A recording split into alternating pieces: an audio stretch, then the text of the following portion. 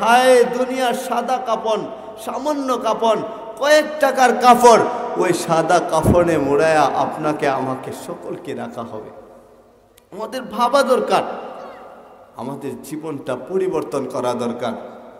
ওই মা বোনটাও যদি একটু ভাবে যে ভাই যখন মইরা গেছিল, মা যখন মইরা গেছিল, বাবা যখন মইরা গেছিল, আর লাশটাকে যখন চৌকির মধ্যে নিয়ে আসা হয়েছিল, চৌকির মধ্যে যখন নিয়ে এসে কাফনের কাপড়ে মোড়ায় রাখা হয়েছিল, চিৎকার দিয়ে কান্না করতেছিল, সকলেই চোখের পানি জড়াইতেছিল।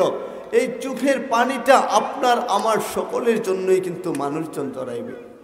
ভাবছেন কি আপনি আমি এখন যাব না, কিন্তু যাওয়ার সিরিয়ালটা নিশ্চিতই দুনিয়ায় আসার সিরিয়াল আছে, ওই যাওয়ার কোনো সিরিয়াল নাই। দুনিয়ায় প্রথমে দাদা আসে, বাবা আসে, সন্তান আসে, নাতি আসে, আসার সিরিয়াল আছে। কিন্তু যাওয়ার বেলায় কখনো দেখা যায় যে নাতিকে দাদা তার লাশটাকে কবরে নামাইছে, বাবা তার সন্তানের লাশকে কবরে নামায়, মা তার সন্তানকে বিদায় জানায়, বড় বোন তার ছোট বোনকে বিদায় জানায়, বড় ভাই তার ছোট বোনকে বিদায় জানায়। ওই রকম তো হবেই, সেটা তো দুনিয়ার নিয়ম। দুনিয়াতে কেউই থাকতে পারে নাই, এটা থাকার জন্য আল্লাহ পাঠান নাই। আল্লাহ সোয়া লক্ষ আম্বিয়া কেরামগণ দুনিয়ায় প্রেরণ করছেন, সোয়া লক্ষ আম্বিয়া কেরাম, কেউই কিন্তু থাকতে পারে নাই, সকলকেই চইলা যাইতে হয়েছে, সকলকে ওই কবরের বাসিন্দা হইতে হয়েছে, সবাই চইলা গেছেন। আদম আলাইহিস সালাম আসছেন তো তিনিও কবরের বাসিন্দা, তিনিও চইলা গেছেন। নূহ আলাইহিস সালাম আসছেন তো তিনিও কবরের বাসিন্দা, তিনাকেও চইলা যাইতে হয়েছে। ইব্রাহিম আলাইহিস সালাম আসছেন, তিনিও কবরের বাসিন্দা, তিনাকেও চইলা যাইতে হয়েছে। ইসমাইল আলাইহিস সালাম আসছেন, তিনিও চইলা যাইতে হয়েছে। মুসা নবী আসছেন, তিনিও চইলা যাইতে হয়েছে। ঈসা রূহুল্লাহ আসছেন, তিনিও চইলা যাইতে হয়েছে। থাকার জন্য এটা না। আপনি আমি দুনিয়ায় জানা কিছু দেখি, পাহাড় দেখেন তো যার জন্য, নদী দেখেন তো যার জন্য, নালা দেখেন তো তার জন্য, সমুদ্র দেখেন তো যার জন্য। ওই মুহাম্মদুর রাসূলুল্লাহ সাল্লাল্লাহু আলাইহি ওয়াসাল্লাম, যাকে না বানাইলে আল্লাহ কিছুই বানাইতেন না, এই পৃথিবী সৃষ্টি করতেন না। আপনার আমার চোখের ভিতরে জানা কিছু আছে, কিছুই থাকতো না, তিনিই থাকতে পারেন নাই, তিনি চইলা যাইতে হয়েছে। তা আপনি আমি কি কইরা থাকবো, কি কইরা দুনিয়ায় থাকবো?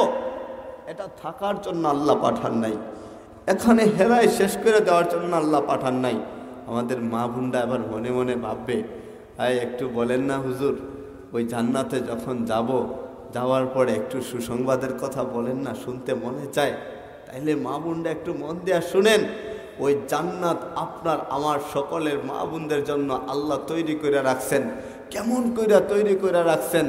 আমাদের মা বোনরা যখন সতী হয়ে, নেককার হয়ে, রাবেয়া বসরির মতো হয়ে ওই কবরের বাসিন্দা হবে, ওই হাসরের ময়দান যখন কায়েম হবে, আমাদের অনেকের তো বুড়া বাবা মা চইলা যায়, অনেকের তো দাদি চইলা যায়, বুড়া বয়সে যায়, অনেকে 70 বছরে যায়, 80 বছরে চইলা যায়, বিদায় নিয়ে যায়, অনেকে 100 বছরে বিদায় নেয়। তো জান্নাতেও কি ওই রকম থাকবে নাকি? হ্যাঁ, জান্নাতেও তো ওই রকম থাকবে নাকি? ওই জান্নাতে যখন বুড়ারা যাবে, রব্বুল আলামিন ওই জান্নাতের মধ্যে একটা মিশিং বানায় রাখছেন, এমন একটা মিশিং ফিট করে রাখছেন, ওই যারা বুড়ি ছিল দুনিয়ায়, বুড়িদেরকে ওই জান্নাতের মেশিনের মধ্যে ঢুকাবেন, আল্লাহ ইশারা করবেন, ওই মিশিং থেকে 33 বছরের যুবতী বানায় আল্লাহ বের করবেন, 33 বছরের যুবতী হয়ে যাবে। আমাদের বুড়িরা 33 বছরের যুবতী হবে, বুড়ারা যুবক হয়ে যাবে। আল্লাহ সকলকে এত সৌন্দর্য দান করবেন, জান্নাতে প্রত্যেক পুরুষের জন্য আল্লাহ 72 জন হুরপুরি নির্ধারণ করে রাখছেন। 72 জন হুরপুরিরা কেমন কেমন সুন্দর! দুনিয়ার কান্দা জীবন, সামান্য জীবন, ছোট জীবন, জঘন্য জীবন, ওই দুনিয়া চাইরা সকলেই যাইতে হবে, সকলেই যাইতে হবে। মা বোনরা কেমন করে দুনিয়ায় চলাফেরা করে? অনেক মা বোন তো এমন একটু অশ্লীলভাবে চলাফেরা করে, অনেক মা বোনরা, বলা তো ঠিকই না, কিন্তু আমাদের মা বোনরা হচ্ছে আমাদের সম্পদ, আমাদের মা বোনটা হচ্ছে ওই জান্নাতের সম্পদ। তো জান্নাতের হুররা যেখানে এত সুন্দর হবে, কেমন সুন্দর ওইটাই বুঝাইতে চাইছিলাম।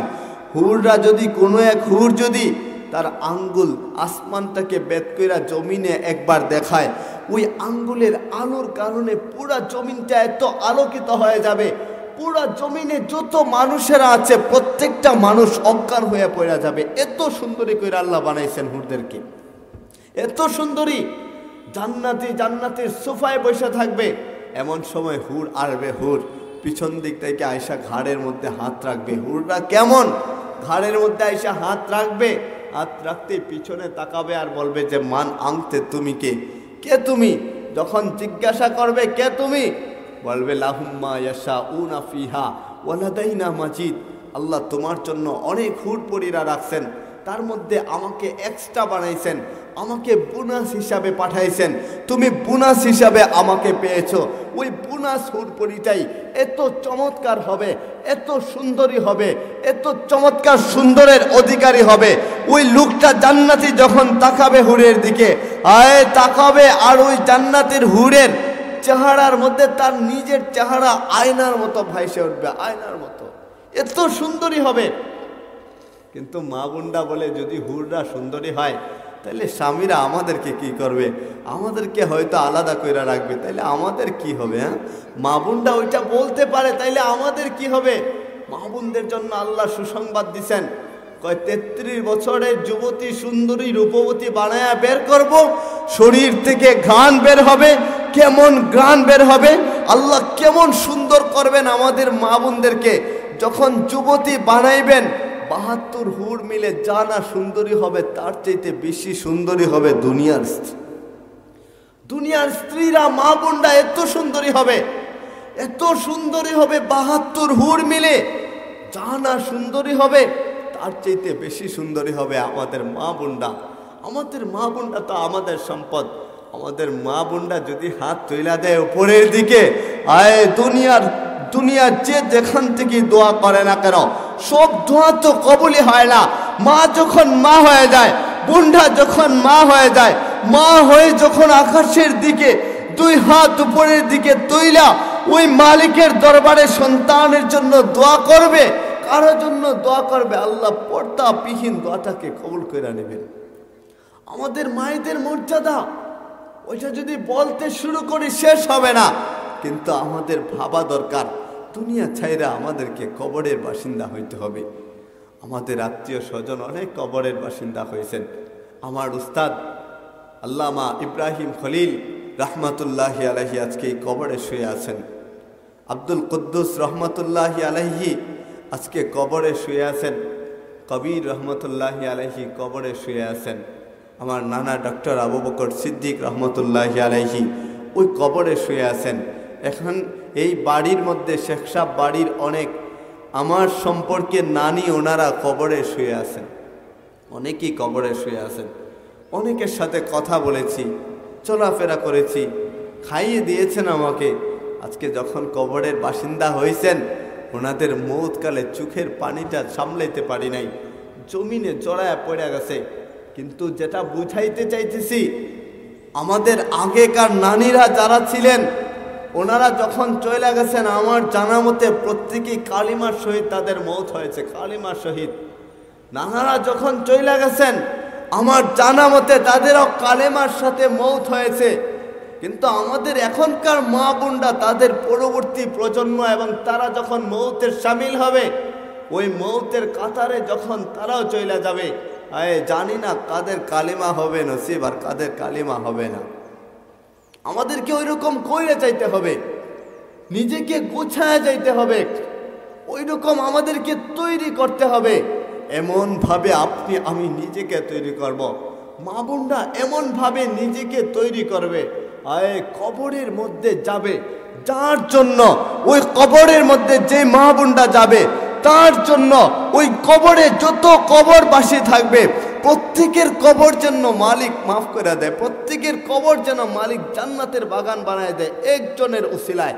যদি আপনি আমি ওই রকম নিজেকে বানায় যাইতে পারি, যদি নিজেকে তৈরি করে যাইতে পারি, যদি নিজেকে সুসজ্জিত করে যাইতে পারি, যদি জান্নাতি বানায় যেতে পারি, আপনার আমার উচিত ছিল আপনার আমার ব্যবহারটা আম্মাজান আয়েশা সিদ্দিকা রাদিয়াল্লাহু তাআলা আনহার মতো হবে। আমাদের উচিত ছিল মা বোনদের ব্যবহারটা খাদিজা রাদিয়াল্লাহু তাআলা আনহার মতো হবে। আমাদের উচিত ছিল আমাদের জীবনটা রাবেয়া বসরির মতো হয়ে যাবে। রাবেয়া বসরি কেমন? যিনি 33 বছরের জিন্দেগি পাইছেন, হায়াত যিনি 33 বছরের পাইছেন, ওই রাবেয়া বসরি এমনভাবে জীবন গোছায় গেছেন, কিয়ামত পর্যন্ত এমন কোনো ইতিহাস থাকবে না, এমন কোনো বড় বড় লেকচারক থাকবে না যারা রাবেয়া বসরির নামটা নিবে না, যারা ইতিহাসে রাবেয়া বসরির নাম লিখবে না, এরকম কেউ থাকবে না। ওই কিয়ামত পর্যন্ত রাবেয়া বসরির নাম মানুষ স্মরণ রাখবে। রাবেয়া ছিল তো রাবেয়াই। ওই রাবেয়ার মতন আমাদের জীবনটা গোছায় নেওয়া চাই, রাবেয়ার মতন গোছায় নেব। নামাজ বাদ পড়া গেছে তো নামাজ তো বাদ পড়বেই। যখন আজান হয় আমাদের মা বোনদের যেহেতু উদ্দেশ্যে আজকে বয়ানগুলো, তাই মা বোনদেরকে নিয়ে বলি, পুরুষের উদ্দেশ্যে তো অনেকই আলোচনা হয়। যখন আজান হয় আমাদের মা বোনদেরকে একটু যখন শয়তানে ধোঁকা দেবে, অনেক মা বোনরা তো মোবাইল দেখে, ওই পশ্চিমা সংস্কৃতির মোবাইলটা অনেক মা বোনরা দেখে, অনেক মা বোনরা তো নাটক দেখে, আমাদের ভারতীয় সিরিয়ালগুলো অনেক মা বোনরা দেখে, অনেক মা বোনরা তো বাংলাদেশের নাটকগুলা দেখে, অনেক মা বোনরা আবার অশ্লীল নাটকগুলাও দেখে। আমাদের মা বোনরা যদি একবার চিন্তা করে জীবনে যা না কিছু করেছি, পাপাচার করেছি, এত পাপাচার করেছি, জানি না মালিক মাফ করে দিবে কিনা। যদি মা বোনদেরকে প্রশ্ন করা হয় তাহলে মা বোনরা বলবে যে জানি, আমার ভিতরেরটা তো আমি জানি যে আমি কেমন সেটা আমি জানি, আমার কেমন ইবাদতি আর কেমন পাপাচারী সেটা আমি জানি, আমি ছাড়া কেউই জানে না। লা ফাজিরান লা তাকুন ফাজিরান, তোমরা পাপাচারী হয় না, কোন সালিহান ভালো হও, কোন সাদিকান সত্যবাদী হও, কোন আলিমান একটু জ্ঞানী হও, ইসলাম সম্পর্কে একটু জানো, একটু চিন্তা করো। আমাদের মা বোনরা যারা আছে, যারা ভাবছেন জীবনে অনেক গুনাহ করছি, অনেক পাপাচার করছি, অনেক পুরুষের সাথে কথা বলেছি, মোবাইল দিয়ে জেনার কাজ করেছি, মোবাইল দিয়ে অনেক অনেক নাটক দেখেছি যেগুলো হারাম, মালিক যেগুলাকে নিষেধ করেছেন, তারপরেও আমার দ্বারা হয়ে গেছে। এবার মাফ করেন কিভাবে মালিক, কিভাবে মাফ চাইব? হতাশ হয় না, লা তাহজান, হতাশ করার কোনো কারণ নাই। মালিক ঘোষণা করে দিছে, শুন না, যেদিন আল্লাহ আমাদের আদম নবীকে বানাইছিলেন, আদম আলাইহিস সালামকে বানায়া যখন সব ফেরেশতাদেরকে বললেন সেজদা করো, ফেরেশতারা সেজদা করলেন। শয়তান যখন আসলো সেজদা করে নাই, ও বলে আমারে বানাইছেন আপনি আগুন দিয়া, আদমকে বানাইছেন মাটি দিয়া। আগুন তো উপরে যায় আর মাটি নিচে যায়, সুতরাং আমি তো তার থেকে উত্তম। মালিক বলে তুই তো পদার্থ বিজ্ঞানী হয়ে গেলি, আমাকে জ্ঞান দিতে আসলি, তুই তো পদার্থ বিজ্ঞানী হয়ে গেলি, আমাকে জ্ঞান দিতে আসলি। আল্লাহ ইবলিস হিসাবে রূপান্তরিত করছেন, ইবলিস হিসাবে রূপান্তরিত করছেন, বানাইছেন। বলছেন তোকে আমি চিরস্থায়ী জাহান্নামী বানাইলাম। শয়তানকে বইলা দিছেন আমাদের নফসে আম্মারা, যেটা নফসে মুতমাইন্না, পবিত্র আত্মা, পবিত্র নফস, নফসে আম্মারা প্রত্যেকের ভিতরে আছে, ওইটা প্রত্যেকের ভিতরেই নফসে আম্মারা, ওইটা সারাক্ষণ আমাদেরকে ধোঁকা দিতে থাকে। আর সেখানের মধ্যে শয়তানও মালিকরা বলছে, মালিক আপনি আমাকে জাহান্নামে বানাইছেন, আমি একা কেন জাহান্নামে যাব? আপনার বান্দাদেরকে নিয়ে তারপর ওই জাহান্নামের আগুনে জ্বলব, একা জাহান্নামের আগুনে জ্বলতে চাই না। তখন মালিক বলছে তুই কিভাবে জাহান্নামের আগুনে জ্বালাবি? মালিক আপনি আমাকে শক্তি দেন, অনুমতি দেন, আমি আপনার বান্দাদের ডান দিক থেকে, বাম দিক থেকে, সামন থেকে, পিছন থেকে চতুর্মুখী আক্রমণ করে আপনার বান্দার বান্দিদেরকে, দুনিয়ার নারী আর পুরুষদেরকে এমনভাবে পাপাচারী বানাবো, আমি একা জাহান্নামে যাব না, তাদেরকে সঙ্গে নিয়ে জাহান্নামে যাব। মালিক বলে তুই যা করতে পারিস কর না, অসুবিধা কোথায়? বলে অনুমতি দিছেন? অনুমতি দিয়েছি। অনুমতি যেহেতু দিয়েছি, শুন না আরেকটা কথা শুন, তুই যত পাপাচার কইরা আমার বান্দাদেরকে গুনাহগার বানায়া যতই জাহান্নামি করিস না কেন, আমি আমার বান্দার প্রতি এত সহজে রাগ হইব না। আমার বান্দারা পাপাচারী হবে, আমার মা বোনদের পাপ যদি আসমান আর জমিনের মধ্যবর্তী স্থানও ভরপুর হয়ে যায়, আমার বান্দাদের পাপ যদি আসমান আর জমিনের মধ্যবর্তী স্থানও ভরপুর হয়ে যায়, মা বোনরা যদি ভাবে যে আমার পাপ হিসাব করে দেখছি আমার চাইতে পাপী দুনিয়ায় আর কেউই হবে না, কারণ প্রত্যেকের অবস্থা জানে। মালিক ঘোষণা করে, শুন না, আমার বান্দার বান্দির দুনিয়ার পুরুষ আর নারীর পাপ যদি সমুদ্রের পানির চাইতেও বেশি হয়ে যায়, পাপ যদি এ পরিমাণে হয়, পাহাড়ের উপরেও যদি পাপটাকে রাখা হয়, ওই পাপের কারণে যদি পাহাড়টাও ধৈসা পড়ে যায়, হায় দুনিয়ায় কিছুই যদি পাপের কারণে নাও দেখা যায়, আমার বান্দার বান্দি একবার আমার দরবারে 2 হাত উপরের দিকে তুলবে আর চোখের পানি ঝরাইবে। চোখের পানি ঝরাইতে দেরি হবে, আমি মালিক পুরা জিন্দগিটা তাকে মাফ করতে দেরি করব না, পুরা জিন্দগিটা তাকে মাফ করে দেব, পুরা জীবনের গুনাহ খাতাকে আল্লাহ পবিত্র বানায় দেবেন। এজন্য মা বোনদের ভাবা দরকার, বোঝা দরকার, চিন্তা করা দরকার। জীবনে যা করেছি তো করেছি, যা করলাম তো করলাম, সামনের জীবনটা আমরা কিভাবে আগায় নিয়ে যাব, কিভাবে সুন্দর করব, যা হয়েছে হয়েছে। মালিক বলে ইউহিব্বুত তাওয়াবিনা ওয়া ইউহিব্বুল মুতাতাহহিরিন। আয় কেমন সুসংবাদ, এটার ব্যাখ্যা একটু পরেই দেই। আল্লাহ বলছেন, তুমি তো গুনাহগার হয়ে গেছো, এবার হতাশ হয়ে গেছো, শুনো আমি মালিক বলছি, লা তাহজান, তুমি চিন্তা করো না, তুমি ভয় করো না, আমি মালিক তো রহমান, আমার নাম তো গফফার, আমার নাম তো গাফুর, আমি মালিকের নাম তো রাহিম, আমার দরবারে চাও না। আল্লাহ রাসূল ঘোষণা করছেন, আসসালাতু ইলা সলাতি কাফারা। এক নামাজ থেকে অন্য নামাজ যখন আসে, এক নামাজের ওক্ত যখন মা বোনরা পালন করবে, আরেক নামাজের আজান যখন হবে, মসজিদের মিনার থেকে যখন আজানের আওয়াজ আসবে, হাইয়া আলাস সালাহ, নামাজের দিকে আসো, হাইয়া আলাল ফালাহ, সফলতার দিকে আসো। হায় দুনিয়ার মানুষজন সফলতার পিছনে দৌড়ায়, টাকার পিছনে দৌড়ায়, কিন্তু মালিক বলে সফলতার পিছনে তুই দৌড়াইতে হবে কেন? আমি মালিক না বললাম, হাইয়া আলাল ফালাহ, সফলতার দিকে আসো। তুই মসজিদে পা রাখবি, তুই জায়নামাজি বিছায়া দিবি, আর আমি মালিকরে বলবে, উলাইকা আলা হুদাম মির রাব্বিহিম ওয়া উলাইকা হুমুল মুফলিহুন। তখন মালিক বলে, আমি তোকে সফল কাম বানায় দেব। আসসালাতু ইলা সলাতি কাফারা।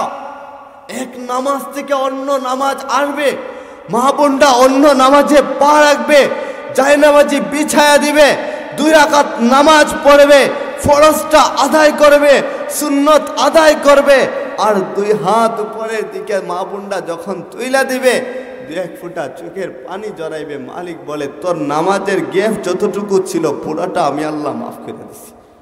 আমাদের বোঝা দরকার, আল্লাহ মাফ করে দেওয়ার জন্য ওসিলা খুঁজে, ওসিলা আল্লাহ বাহানা করেন কিভাবে বান্দার বান্দিদেরকে মাফ করে দেওয়া যায়, কিভাবে জাহান্নাম থেকে বাঁচানো যায়। মালিক কিন্তু চায় না আপনাকে আমাকে জাহান্নামে দিতে, মালিক চান না ওইটা, কিন্তু তবুও আপনি আমি হয়ে যাই। আর এই উম্মত, মুহাম্মদী উম্মত, কোনোদিন জাহান্নামী হওয়ার কথা ছিল না। মুহাম্মদী উম্মত, বান্দা বান্দি, ওরা কোনোদিন জাহান্নামে যাওয়ার কথা ছিল না। জাহান্নামে ওরা যাইতে পারে না, কেননা আমাদের আল্লাহর রাসূল আছেন। আল্লাহর রাসূল তো আরও সুসংবাদ করছেন, এক নামাজ থেকে অন্য নামাজ যখন আসলো, আমাদের মা বোনরা যদি প্রশ্ন করে, হুজুর এক নামাজ থেকে অন্য নামাজ আসে, কিন্তু আমি তো নামাজ পড়ি না, নামাজ পড়তে মনে চায় না, মোবাইলটা হাতে নেই, একটু ফেসবুকে যাই, আবার মনে চায় আরেকটু যেন ফেসবুক দেখি, একটু যেন শর্ট ভিডিও দেখি, দেখতে দেখতে যখন নামাজের টাইমটা অতিক্রম হয়ে যায়, তখন মা বোনরা আবার চিন্তা করে, আরেকটু সময় দেখি না, দেখলে তো মজাই লাগে, পরে নামাজ পড়ব না, ওক্ত তো অনেক বাকি আছে, আসরের আজান হয়ে যায়, তখনও নামাজ পড়তে ভালো লাগে না, মাগরিবের আজান হয়ে যায়, ভালো লাগে না, এশারের আজান হয়ে যায়, তখনও ভালো লাগে না, ফজরের আজান হয়, ভালোই লাগে না, কি করব, নামাজ তো পড়ি নাই। তখন আমাদের আল্লাহর রাসূল সাল্লাল্লাহু আলাইহি ওয়াসাল্লাম ঘোষণা করছেন, আল জুমআতু ইলাল জুমআতি কাফারা। এক জুমা থেকে অন্য জুমা পর্যন্ত যে পার্থক্যটা থাকে, আমাদের নারীরা যদি, মা বোনরা যদি, আমাদের স্ত্রীরা যদি, পুরুষরা যদি, ভাইয়েরা যদি, সকলেই যদি বলতো নামাজ পড়ি নাই তো কি হয়েছে, আবার জুমাবার আসছে, জুমার দিনে পবিত্র হইয়া আতর খুশবু ব্যবহার কইরা মালিকের দরবারে নিজেকে সৌপর্দ কইরা সকলকে ক্ষমা করে দেয়া যখন জুমার নামাজ পড়ার জন্য রেডি হয়ে যাবে, আল জুমাতু ইলাল জুমাতি কাফারা, এক জুমা থেকে অন্য জুমায় পা রাখতে দেরি আল্লাহ পুরো সপ্তাহটা মাফ করতে দেরি করেন না, পুরো সপ্তাহটা আল্লাহ মাফ করে দেন। সুতরাং আমাদের মা বোনরা পুরা সপ্তাহ ইবাদত করতে পারেন নাই, গুনাহ করছেন, গুনাহ তো হয়ে যায়। আউয়ালুন নাস আউয়ালুন নাসিন, প্রথম মানুষ ভুলকারী, মানুষ তো ভুল করবেই, যার জন্যই তো নাম দেওয়া হয়েছে মানুষ। ভুল করবে এটা স্বাভাবিক, ভুল তার দ্বারা হয়ে যাবে স্বাভাবিক, কিন্তু মাপও তো চাইতে হবে। ভুল হইল, এবার যদি মাপ না চাই তাইলে কেমন মানুষ হইলাম? আর যদি মাপ চাই তাইলে তো আশরাফুল মাখলুকাত আপনি আমি হয়ে গেলাম। তাই পুরো সপ্তাহ আপনি খারাপ কাজ করছেন, গুনাহের কাজ হয়ে গেছে, কিছু নামাজ অক্ত কিছু আমাদের ত্যাগ হয়ে গেছে, কয়েক নামাজ কাজা হয়ে গেছে। কাজা আদায় করলেও তো গুনাহ, কাজা আদায় করলেও তো শাস্তি হবে। কাজা আদায় হলো কিন্তু কাফারা রয়ে যায়, হ্যাঁ শাস্তি ঠিকই হবে। অনেক মিথ্যা কথা বইলা ফেলছি, অনেক মিথ্যা হয়ে গেছে, গীবত করে ফেলছি। আর একটা কথা মনে পড়ে যায়, আমাদের মা বোনরা যখন একত্রিত হয়, আমি মা বোনদেরকে ছোট করছি না, একটু মন দিয়ে শুনেন, যখন একত্রিত হয়ে যায় একজনের কথা আরেকজনের কাছে যায়, ওনাদের বলতে শুধু ভালো লাগে, মনে চায়। একজনের কথা আরেকজনের কাছে যায় বলে, আমি বলি একটু নীরব থাকেন না, মানসামাতা নাজাত, যে চুপ থাকলো সে তো নাজাত পেয়ে গেল, সে নাজাত পেয়ে গেল। আমাদের মা বোনদেরকে বোঝা উচিত। আল্লাহ সুবহানাহু ওয়া তাআলা যেন আমাদের সকলকে সহি বুঝ দান করেন, সকলে বলি আমিন। মা বোনদেরকেও যেন আমল করার তৌফিক দান করেন, বলি আমিন। মা বোনদের কাছেও আমি দোয়া চাই, আপনারাও আমার জন্য দোয়া করবেন। আসসালামু আলাইকুম ওয়া রাহমাতুল্লাহি ওয়া বারাকাতুহু।